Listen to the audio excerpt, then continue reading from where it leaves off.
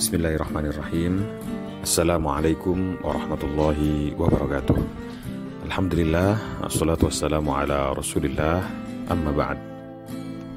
Beserta kajian yang dirahmati oleh Allah, sore ini insyaallah kita akan membahas meskipun secara ringkas tentang apa itu cinta, bagaimana Islam melihat cinta, apa filosofi di baliknya, dan bagaimana caranya agar cinta kita membawa pada bahagia, bukan pada derita. Cinta seringkali disalahpahami. Manusia, kita semuanya diciptakan atas nama cinta. Islam datang membawa pesan cinta. Segala keberaturan dan indahnya semesta adalah wujud nyata dari wujud cinta Allah SWT. Sayangnya, seringkali kita mengkerdilkan cinta hanya sebatas romansa remaja, muda-mudi yang dimabuk oleh asmara.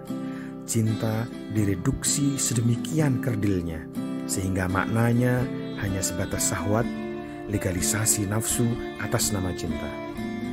Islam adalah agama cinta. Ajarannya mendorong manusia untuk saling mencintai. Cintailah segala sesuatu. Niscaya hidupmu akan bahagia. Lihatlah sisi positif dari segala sesuatu dan arungilah kehidupan melalui pintu cinta. Niscaya kau akan merasa tenang dan bahagia. Cintailah segala sesuatu. Cintailah dirimu, keluarga, teman, dan sahabatmu. Cintai pekerjaanmu, tanah airmu, agama, Rasul, dan pada puncaknya cintailah Allah SWT. Bukankah cintamu kepada Allah adalah sejatinya iman? Bukankah sholawatmu, upayamu untuk meneladani Rasulullah SAW adalah bukti cintamu kepadanya? Bukankah rindu kita kepada orang tua kita adalah tanda bahwasanya kita juga cinta pada mereka? Lalu kenapa kita kerdilkan arti cinta hanya sebatas cinta dua orang muda-mudi yang dimabuk oleh asmara? Harus ada yang kita benahi dari definisi kita tentang cinta. Walladzina amanu asyaddu hubban lillah. Quran Surat Al-Baqarah ayat 165. Adapun orang-orang yang beriman amat sangat cintanya kepada Allah. Kenapa orang beriman mencintai Allah lebih dari segala-galanya? Tidak lain karena dia menyadari dan tahu bahwa Allah lah yang menciptakan alam semesta dan seluruh isinya, serta Allah lah yang mengelola dan memelihara semuanya itu. Dengan sifat rahmannya, dia menyediakan semua fasilitas yang diperlukan oleh umat manusia.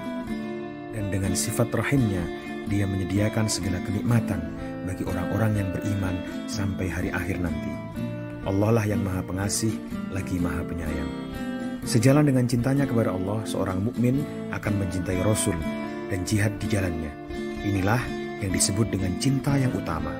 Sedangkan cinta kepada ibu, bapak, anak-anak, saudara, sahabat, harta benda, kedudukan dan segala macamnya adalah cinta menengah yang harus berada di bawah cinta yang utama.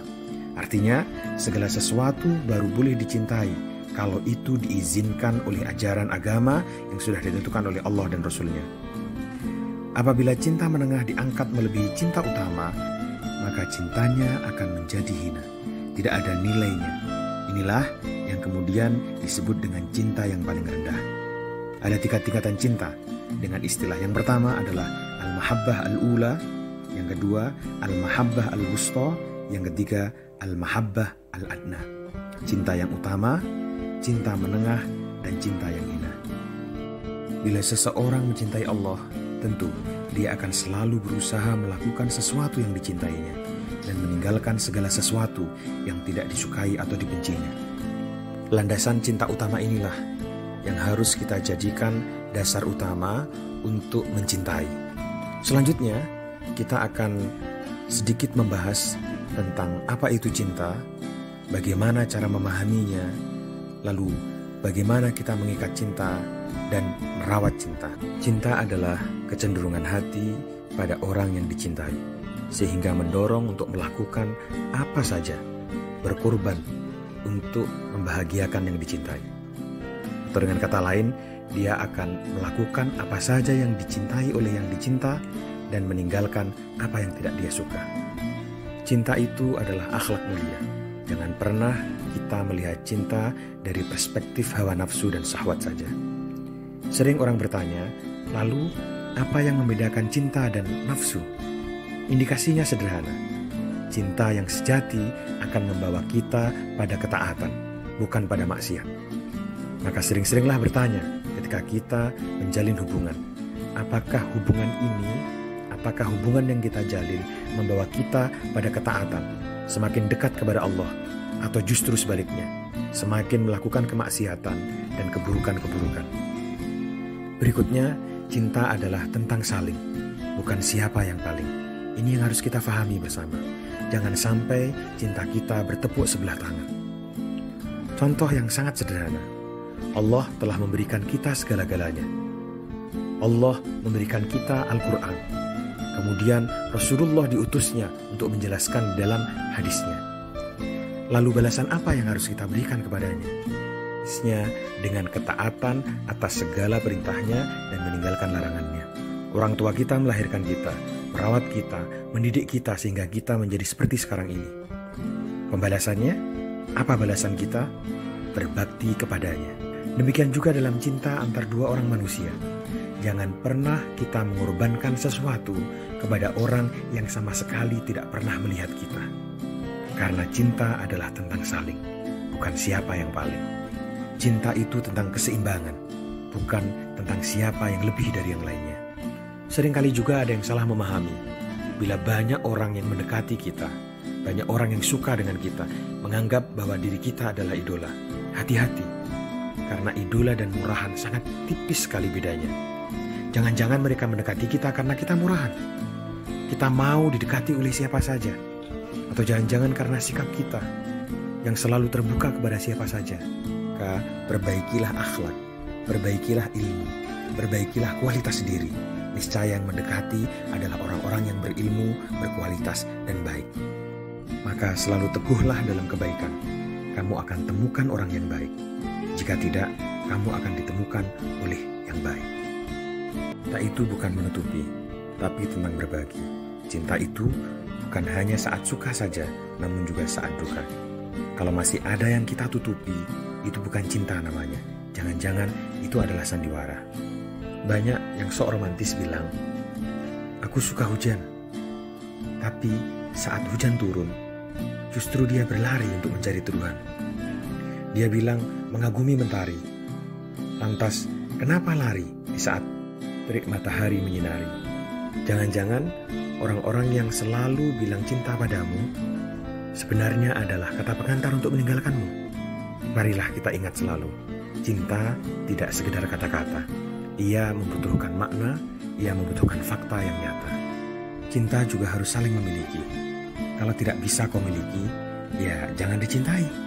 Karena tidak ada perasaan yang baik-baik saja saat diacuhkan. Dan tiada hati yang baik-baik saja saat dipatahkan. Bukankah Allah sudah berfirman bahwa kita diciptakan berpasang-pasangan? Maka carilah pasanganmu, jangan menjadikan pasangan temanmu, pasangan sahabatmu sebagai pasanganmu. Dalam cinta, jangan hanya gunakan rasa, tapi libatkan juga logika. Bucin muncul, kita menjadi budak cinta karena kita terlalu dominan menggunakan rasa tanpa pernah melibatkan logika kita. Dan ingat, hati bukan tempat untuk bermain-main. Kalau ingin main-main, carilah hobi. Ingin bermain dan bersenang-senang, silahkan mendaki gunung. Tapi jangan pernah bermain-main dengan hati. Karena sekali saja engkau berikan kunci hati kepada orang yang salah, dia akan masuk, mengobrak-abrik, menghancurkan ruang terindah yang ada di dalam hatimu. Lalu, kapan cinta bermula? Banyak yang menjawab, cinta bermula adalah di saat anak manusia saling mengungkapkan rasa. Ketahuilah, itu baru mukaddimahnya. Itu bisa saja hanya fatamorgana. Cinta yang sebenarnya bermula saat ikatan pernikahan diucapkan. Dan ingat selalu, menikah bukan perkara angka. Bukan tentang siapa yang paling cepat dari yang lainnya. Bukan pula soal mapan atau pas-pasan. Tapi tentang siapa yang sanggup dan berani lahir batin. Karena rizki bisa dicari, namun keberanian menerima tanggung jawab tidak bisa dibeli. Jadi tidak perlu buru-buru. Bisa jadi lambatmu adalah cara Allah menyelamatkanmu. Bisa jadi tertundanya cintamu adalah cara Tuhan untuk mempertemukanmu dengan sejatimu. Jadi jangan terburu-buru memilih hati. Tak semua yang kau kagumi harus kau cintai. Juga tak semua kenyamanan harus kau miliki. Jangan pernah memburu dan diburu oleh cinta. Cinta itu misteri. Terburu-buru bisa merusak jalan ceritanya sendiri. Penundaan Tuhan tidak selalu berarti penolakan. Yakinlah, waktunya selalu tepat dan sempurna. Berikutnya, bagaimana kita merawat cinta? Yang pertama, selalu ikutkan cemburu dalam cintamu. Tapi bukan cemburu yang membabi buta. Ikutkan juga dengan cemburu itu setia. Karena bila pasanganmu engkau buru dengan cemburu, dia akan selalu mencari-cari alasan agar tidak kau cemburui. Tapi berilah dia keyakinan, berilah dia kepercayaan, sehingga dia akan menjaga cintamu dalam setia. Pernikahan ada juga yang mengancam kita. Jangan sekolah terlalu tinggi, nanti jodoh sulit dicari. Jangan terlalu pintar, jodohmu nanti lari. Jangan banyak bicara, lelaki tidak mau dicereweti. Seolah-olah itu adalah mantra yang menakuti kita, menakuti perempuan agar tidak setara dengan pasangannya. Ingat, siapapun berhak menjadi yang terbaik dan tidak perlu merendahkan diri hanya sekedar untuk disukai oleh laki-laki. Ingatlah kisah Ibunda Khadijah, istri Rasulullah SAW. Beliau tetap berkarir, beliau bekerja dan kaya raya, tapi Rasulullah tidak pernah menghalanginya, tidak pernah menghambatnya. Ada juga yang takut dengan LDR, long distance relationship. Ingatlah, cinta tak hanya sekedar bertemu dan bersama dalam setiap harinya. Karena banyak yang setiap hari bersama dan bertemu, isinya selalu menggerutu. Lihatlah orang-orang yang bekerja dalam kantor, dalam angkot, pasar dan lain sebagainya. Cinta juga bukan sekedar tutur sapa dan bicara. Lihatlah, menunggu telepon, sales, penjaga toko dan karyawan, betapa mereka berbusa-busa dalam bicara. Namun justru itulah keluhan utama mereka. Karena cinta itu komitmen, cinta itu tanggung jawab dan setia. Jarak yang ada justru menjadi cara untuk bersama dan berbicara dalam tulus doa. Jadi yang paling utama adalah kualitas, bukan kuantitas. Yang utama adalah kualitas di saat bertemu, bukan seringnya kita bertemu dengan pasangan kita. Sebelum tema ini saya tutup, mari bersama-sama kita introspeksi. Saat kita merasa jatuh cinta, tanyakanlah pada hati nurani, manakah yang dominan, luka atau suka, derita atau bahagia? Bila derita yang dominan dalam cintamu, baiknya pikir ulang.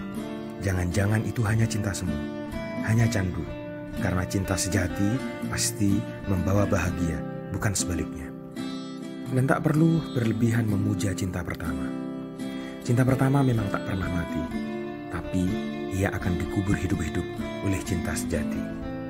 Jangan buru-buru, lebih baik jomblo karena menunggu yang sejati daripada menjajakan diri untuk dipacari sana-sini. Lihatlah mentari, ia sendiri bukan, tapi sinarnya selalu memberi manfaat bagi bumi. Cukup sekian apa yang bisa saya sampaikan. Nanti kita lanjut dengan sesi tanya jawab. Aku qauli hadza wa sallallahu ala sayyidina Muhammad. Wassalamualaikum warahmatullahi wabarakatuh.